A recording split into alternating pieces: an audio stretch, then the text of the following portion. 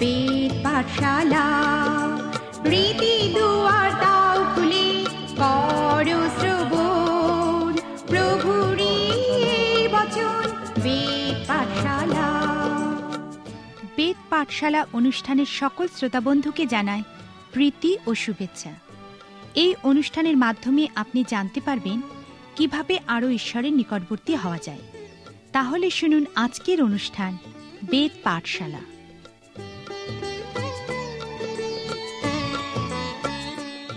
প্রিয় শ্রোতা বন্ধু, বেদ পাঠশালা অনুষ্ঠানে আপনাকে স্বাগত জানাই। এই অনুষ্ঠানে আমরা এখন সাধু মথে লিখিত সুসমাচার অধ্যয়ন করছি। আজকে আমরা যীশু খ্রিস্টের সেই পরবর্তী দত্ত উপদেশের একটা জটিল অংশের বিষয়ে আলোচনা করব, যা লেখা আছে মথে লিখিত সুসমাচারের 5 অধ্যায় 17 থেকে 20 পদে। আসুন আমরা দেখি সেখানে লেখা আছে, মনে করিও না যে আমি ব্যবস্থা কি ভাববাদী গ্রন্থ লোপ করিতে আসিয়াছি। আমি লোপ করিতে আসি নাই, কিন্তু পূর্ণ করিতে আসিয়াছি। কেননা আমি তোমাদিওকে সত্য কইতেছি, যে পর্যন্ত আকাশ ও পৃথিবী লুপ্ত না হইবে, সেই পর্যন্ত ব্যবস্থার এক মাত্রা কি এক বিন্দুও লুপ্ত হইবে না, সমস্তই সফল হইবে। অতএব যে কেহ এই সকল ক্ষুদ্রতম আজ্ঞার মধ্যে কোনো একটি আজ্ঞা লঙ্ঘন করে ও লোকদিওকে সেইরূপ শিক্ষা দেয়, তাহাকে স্বর্গরাজ্যে অতি ক্ষুদ্র বলা যাইবে।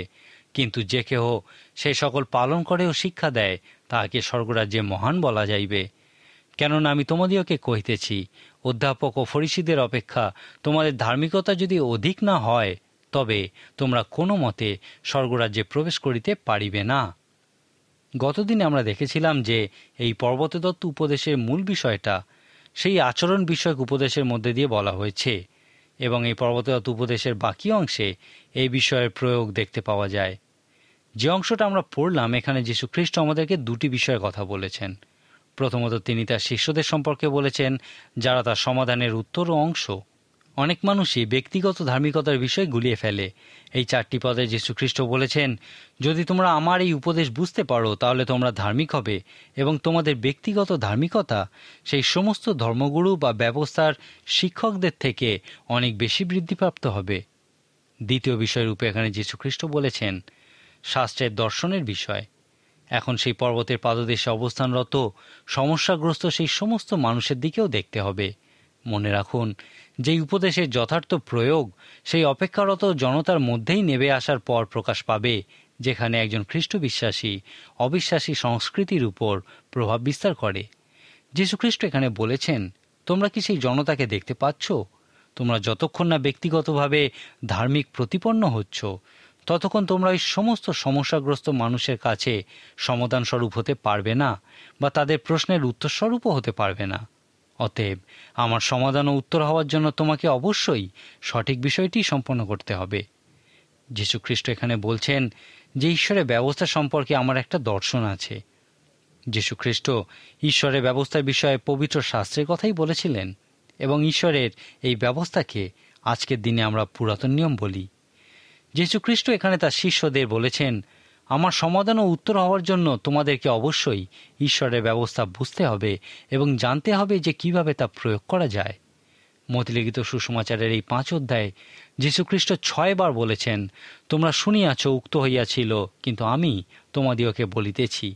এই অংশে পৌঁছে অনেকেই মনে করেন যে যীশু খ্রিস্ট সাধু মসির থেকে উত্তম হওয়ার চেষ্টা করছিলেন। তারা বিশ্বাস করে যে যীশু খ্রিস্ট বলেছিলেন, মসি তোমাদেরকে এই শিক্ষা দিয়েছেন, কিন্তু আমি তোমাদের প্রকৃত বাক্য দেব। এই জন্য অনেকেই বলেন, তাহলে পুরাতন নিয়ম পড়ার কি আছে, যখন যীশু খ্রিস্ট পুরাতন নিয়মের ব্যবস্থাকে লোপ করেছেন? কিন্তু আপনি যদি মথি 5 অধ্যায় পড়েন, তাহলে বুঝতে পারবেন যে যীশু খ্রিস্ট কোনো মতেই পুরাতন নিয়মের ব্যবস্থাকে লোপ করতে চাননি। এখানে 6 বার যীশু খ্রিস্ট বলেছেন, আমি তোমাদেরকে যা শিক্ষা দিই সমস্ত ঈশ্বরের বাক্যের সঙ্গে এক, কিন্তু আমার শিক্ষা সেই সমস্ত ধর্মগুরু এবং ব্যবস্থা শিক্ষকদের শিক্ষা থেকে আলাদা। বিখ্যাত ব্যক্তি মার্টিন লুথার বাইবেলকে জার্মানি ভাষায় অনুবাদ করার আগে পর্যন্ত বাইবেল পড়ার জন্য ইব্রিয়, গ্রিক বা ল্যাটিন ভাষা জানতে হতো। কিন্তু বাইবেল এই জার্মান ভাষায় অনুবাদ করার পর তৎকালীন মণ্ডলীগুলি ঈশ্বরের বাক্য নিজের নিজের মাতৃভাষায় পড়ার প্রয়োজনীয়তা অনুভব করেছিল, বিশেষ করে যেন সাধারণ মানুষেরা ঈশ্বরের বাক্য পড়তে পারে ও বুঝতে পারে। আর সাধারণ লোকেরা ঈশ্বরের বাক্য পড়ে বুঝতে পারার দরুন একটা জনজাগরণের সৃষ্টি হয়েছিল।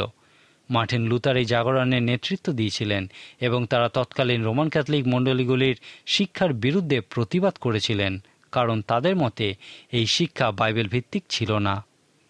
মতি 5 অধ্যায়ে সেই ধর্মগুরু বা ব্যবস্থাবেত্তাদের শিক্ষার বিরুদ্ধে যীশু খ্রিস্টের শিক্ষা কিছুটা এইরকম পরিস্থিতিরই সৃষ্টি করেছিল। পুরাতন নিয়ম অধ্যয়নের সময় আমরা দেখেছি যে ইব্রিয়রা সেই বাবিলীয় বন্দিত্বে গেছিল। সেই বন্দিত্বে থাকাকালীন জিহুদিরা ক্রমশ ইব্রিয় ভাষা ভুলতে বসেছিল। যখন তারা সেই বন্দিত্ব থেকে ফিরে এসেছিল তখন তারা অরামীয় ভাষায় কথা বলতো, ইব্রিয় ভাষায় আর লিখতে কি পড়তে পারত না। এই ধর্মগুরু এবং ব্যবস্থাবেত্তারা ইব্রিয় ভাষা জানত এবং তারাই সেই লোকেদের ঈশ্বরের ব্যবস্থা শিক্ষা দিত বলে তারা সেই লোকেদের উপরে কর্তৃত্ব করত। সেই সাধারণ লোকেরা তাদের কথার কোনো প্রতিবাদ করতে পারত না, কারণ একমাত্র তারাই পবিত্র শাস্ত্র পড়তে জানত। মথি 5 অধ্যায়কে 6টি অংশে ভাগ করা যায় এবং এই 6টি অংশের প্রত্যেকটি শুরুতেই যীশুখ্রিস্ট বলেছেন, তোমরা শুনিয়াছ, উক্ত হইয়াছিল, কিন্তু আমি তোমাদিওকে বলিতেছি। বেশিরভাগ সময় যীশুখ্রিস্ট যখন বলেছিলেন যে ইহা উক্ত হইয়াছিল, তিনি সাধু মসিকে নয় কিন্তু সেই ধর্মগুরু ও ব্যবস্থাবেত্তাদের কথাই বলেছিলেন। তিনি সেই সমস্ত বিষয়ের কথাই বলেছিলেন যা বাইবেল ভিত্তিক নয় এবং যা সাধু মসিও শিখিয়ে যাননি। সেই ব্যবস্থাবেত্তারা যখন সাধু মসির শিক্ষা ব্যাখ্যা করত তখন যীশুখ্রিস্ট তাদের ব্যাখ্যার সঙ্গে একমত ছিলেন না। যীশুখ্রিস্ট তাদের শিক্ষার বিরুদ্ধে কথা বলেছিলেন। যীশুখ্রিস্টের সঙ্গে তৎকালীন ধর্মগুরু ও ব্যবস্থাবেত্তাদের তফাৎ আপনি এইভাবে ব্যাখ্যা করতে পারবেন যে যীশুখ্রিস্ট যখন ঈশ্বরের ব্যবস্থার বিষয়ে শিক্ষা দিতেন তিনি সেই ব্যবস্থা মানুষের জীবনে প্রয়োগ করার আগে ঈশ্বরের ভালোবাসার মধ্যে দিয়ে তা চালনা করতেন, কিন্তু সেই ধর্মগুরু ও ব্যবস্থাবেত্তারা তা করত না। তারা সেই ব্যবস্থা লোকেদের উপর জোর করে চাপিয়ে দিত। তারা এই বিষয়ে বুঝত না যে ঈশ্বর সেই সিনয় পর্বতে সাধু মসিকে কেন, কোন উদ্দেশ্যে এই ব্যবস্থা দিয়েছিলেন।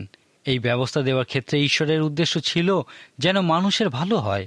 ঈশ্বরের ব্যবস্থার মধ্যে দিয়ে মানুষের প্রতি তাঁর ভালোবাসাই প্রকাশ পায়। এই কারণে যীশুখ্রিস্ট এই ব্যবস্থা লোকেদের উপরে প্রয়োগ করার আগে ঈশ্বরের ভালোবাসার মধ্যে দিয়ে তা চালনা করতেন। যীশুখ্রিস্টের এই শিক্ষা আমরা এইভাবে ব্যাখ্যা করতে পারি যে তিনি বলেছিলেন, পর্বতের নিচের দিকে দেখো, তোমরা কি সেই জনতাকে দেখতে পাচ্ছ? তাদের অনেক সমস্যা আছে, আর তাদের সমস্যার একটা কারণ হলো তারা সেই মেষপালকবিহীন মেষদের মতো। তারা ঈশ্বরের বাক্য জানে না। তাদের মধ্যে যাওয়ার আগে এবং তাদেরকে শিক্ষা দেওয়ার আগে তোমাদেরকে ঈশ্বরের বাক্য জানতে হবে, আর যখন তোমরা ইহা করবে তোমাদের অবশ্যই জানতে হবে যে ঈশ্বরের বাক্য কিভাবে প্রয়োগ করতে হয়। সর্বদা মনে রাখতে হবে যে এই ব্যবস্থার আত্মা হল মানুষের প্রতি ঈশ্বরের ভালোবাসা। ঈশ্বর মানুষের জীবনে বিশৃঙ্খলা সৃষ্টি করার জন্য নয়, কিন্তু মানুষের প্রতি প্রগাঢ় ভালোবাসাতেই এই ব্যবস্থা দিয়েছিলেন। যাত্রা পুস্তকে ঈশ্বরের ব্যবস্থা বিষয়ে অধ্যয়ন করার সময় আমরা বলেছিলাম যে ঈশ্বরের ব্যবস্থা যদি কোনো কিছুকে সঠিক বলে তাহলে আপনি নিশ্চিত জানবেন যে সেই বিষয়ের ফল ভালোই হবে।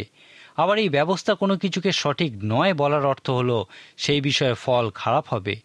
এখন যেহেতু ঈশ্বর আমাদেরকে ভালোবাসেন, সেই জন্য তিনি চান না যেন আমরা এমন কিছু করি যার ফল খারাপ হয়। সেই জন্যই তিনি আমাদেরকে তার ব্যবস্থা দিয়েছেন। হতে পারে যে সেই ধর্মগুরুরা এই ব্যবস্থার মূল উদ্দেশ্য ভুলে গেছিল বা জানত না। যীশুখ্রিস্ট কখনোই এই উদ্দেশ্য সম্পর্কে ভুলে যাননি। একটি ঘটনার মধ্যে দিয়ে যীশুখ্রিস্ট তার সঙ্গে তৎকালীন ধর্মগুরুদের পার্থক্য দেখিয়েছিলেন। একদিন তিনি এবং তার শিষ্যেরা মাঠের মধ্যে দিয়ে যাচ্ছিলেন। তার শিষ্যেরা মাঠে ফলে থাকা শস্যের শীষ ছিঁড়ে খাচ্ছিল। সেই দিনটা ছিল বিশ্রামবার এবং এই ধর্মগুরুরা এই বিষয়ে সম্পূর্ণ অসন্তুষ্ট হয়ে খ্রিস্টকে বলেছিল, দেখো, বিশ্রামবারে যাহা করা বিধেয় নয় তাহাই তোমার শিষ্যগণ করিতেছে। তখন যীশুখ্রিস্ট তাদেরকে বলেছিলেন, দাউদ ও তার সঙ্গীরা ক্ষুধিত হইলে তিনি যাহা করেছিলেন তা কি তোমরা পাঠ করো নাই? তিনি তো ঈশ্বরের গৃহে প্রবেশ করেছিলেন এবং তাহার দর্শন রুটি ভোজন করিলেন, যাহা তাহার ও তাহার সঙ্গীদের ভোজন করা বিধেয় ছিল না, কেবল যাজকবর্গেরই বিধেয় ছিল। যীশুখ্রিস্ট এক্ষেত্রে রাজা দাউদের প্রশংসা করেছিলেন, কারণ ওই দর্শন রুটি রাখার উদ্দেশ্য ছিল এই কথা প্রকাশ করা যে ঈশ্বর মানুষকে তার দৈনন্দিন খাবার জুগিয়ে দেবেন। তিনি সেই ধর্মগুরুদের বলেছিলেন, তোমরা বিশ্রামবার বিষয়ে নতুন নিয়ম তৈরি করে তা মানুষের উপরে চাপিয়ে দিও না। ঈশ্বর মানুষের ভালোর জন্যই এই বিশ্রামবার সৃষ্টি করেছেন। যীশুখ্রিস্ট এই বিষয়টি কখনো ভোলেননি। আমি একজন যুবকের বিষয়ে শুনেছিলাম যে নৌবাহিনীতে চাকরি করত। সেই যুবকটি খুবই মন্দ জীবনযাপন করত। সব ধরনের মন্দ কাজই সে করেছিল। সে যখন খুবই উদ্দাম জীবনযাপন করত তখন একটা মেয়েকে সে বিয়ে করেছিল, কিন্তু কিছুদিন পর তাদের মধ্যে বিচ্ছেদ হয়ে যায়। তারপর সেই যুবকটি যখন খ্রিস্টে বিশ্বাস করে শান্ত সংযত জীবনযাপন শুরু করেছিল, তখন তার মা তাকে বলেছিল, এটা খুবই আনন্দের বিষয় যে তুমি পরিবর্তিত হয়েছ, কিন্তু তুমি আর কখনো বিয়ে করতে পারবে না, কারণ তুমি একবার বিবাহ বিচ্ছেদ করেছ। তখন সেই যুবকটি একজন প্রচারকের কাছে গিয়ে তার এই সমস্যার কথা বলেছিল এবং প্রচারক তাকে পাপ থেকে মুক্ত ঘোষিত হওয়ার বিষয়ে কিছু উপদেশ দিয়েছিলেন। তিনি তাকে বলেছিলেন যে তোমার জীবনটা হচ্ছে একটা ক্যাসেটের ফিতের মতো। যখন তুমি খ্রিস্টকে তোমার জীবনে মুক্তিদাতা বলে স্বীকার করো, তখন ঈশ্বর তোমার জীবন থেকে পাপেপূর্ণ অংশগুলি কেটে বাদ দিয়ে দেন। তারপর যখন ঈশ্বর তোমার জীবনে সেই ক্যাসেট বাজান, তখন সেখানে আর পাপের উল্লেখ থাকে না। তখন সেই যুবকটি তার বিবাহ বিচ্ছেদের কথা বলে সেই প্রচারককে প্রশ্ন করেছিল, তাহলে আমি কি আর কখনো বিয়ে করতে পারবো না? এই বিষয়ে বাইবেল কি বলে? আপনার কি মনে হয় এই যুবকটির প্রশ্নের উত্তরে বাইবেল কি বলতে পারে? ঈশ্বর যখন এই বিবাহ সংক্রান্ত ব্যবস্থা সৃষ্টি করেছিলেন, তখন এই বিষয়ে তার উদ্দেশ্য বা অভিপ্রায় কি ছিল? ঈশ্বর যখন এই বিবাহ সংক্রান্ত ব্যবস্থা সৃষ্টি করেছিলেন, তখন তার হৃদয়ে সুখী খ্রিস্ট বিশ্বাসী পরিবার গড়ে তোলার পরিকল্পনাই ছিল। ঈশ্বর চেয়েছিলেন যেন সেই যুবকটিও একটি সুখী খ্রিস্টীয় পরিবার গঠন করে। এখন ঈশ্বর সেই ব্যবস্থা যা সুখী গৃহক্ষণ গড়ে তোলার জন্য সৃষ্টি করেছিলেন, সেই ব্যবস্থা কেন তিনি এই কথা বলার জন্য ব্যবহার করবেন যে তুমি আর কখনোই সুখী খ্রিস্টীয় পরিবার গঠন করতে পারবে না? সেই ধর্মগুরুরা ইহাই করেছিলেন। তারা ভুলে গেছিল যে ঈশ্বরের ব্যবস্থা তার ভালোবাসার মধ্যে দিয়েই এসেছিল এবং তারা সেই ব্যবস্থার আইনি প্রয়োগ বলপূর্বক করেছিল। ইহাকে ব্যবস্থাপত্র বলা হয় এবং সাধু পৌল এই কারণেই বলেছিলেন, ব্যবস্থাপত্র হত্যা করে। মতে লিখিত সুসমাচারের এই অংশে যীশুখ্রিস্ট বলেছেন, প্রথমত তোমাকে সঠিক হতে হবে।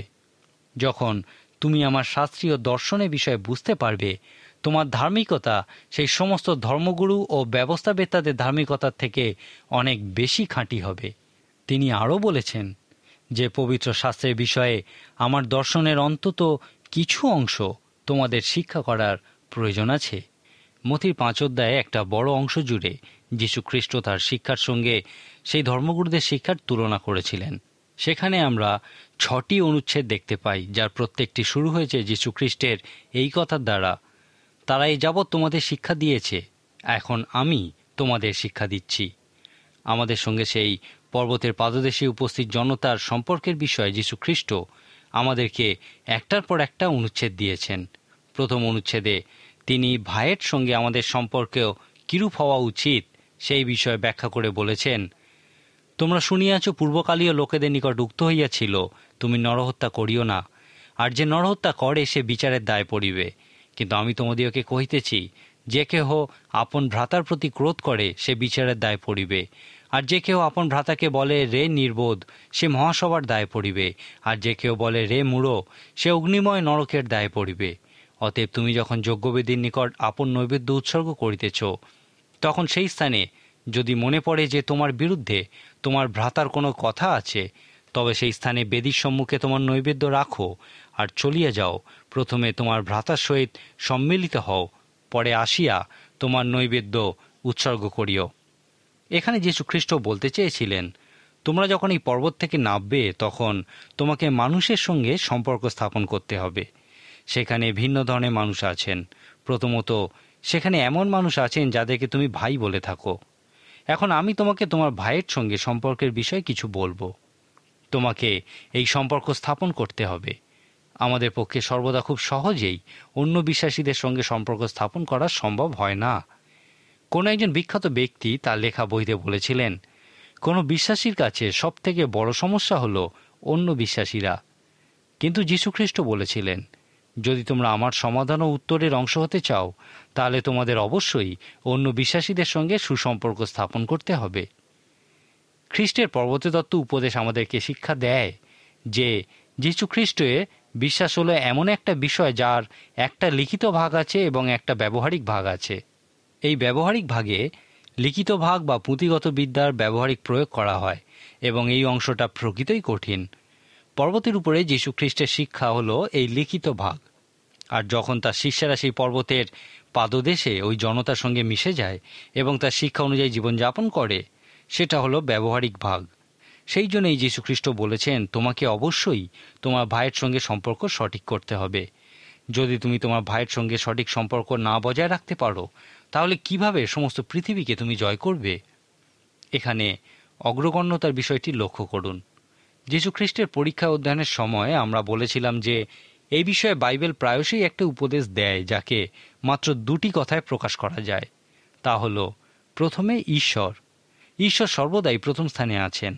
এখন এই পর্বতে দত্ত উপদেশে এই নিয়মের একটা ব্যতিক্রম রূপে যীশুখ্রিস্ট বলেছেন, যদি তোমরা ঈশ্বরের কাছে প্রার্থনা করার জন্য আসো, কিন্তু যদি তোমাদের ভাইয়ের সঙ্গে সম্পর্ক সঠিক না থাকে, তাহলে প্রথমে যাও, তারপরে এসো। প্রথমে তোমার ভাই, তারপর ঈশ্বর। যীশুখ্রিস্ট এখানে ভাইয়ের সঙ্গে সঠিক সম্পর্কের গুরুত্বের উপরই বিশেষ করে জোর দিয়েছেন। আপনারও উচিত এই সম্পর্কের গুরুত্ব উপলব্ধি করা। গতদিনে আমরা সাধু মতে লিখিত সুসমাচারে 5 অধ্যায় 21 থেকে 48 পদ পর্যন্ত অংশটি আলোচনা করেছিলাম।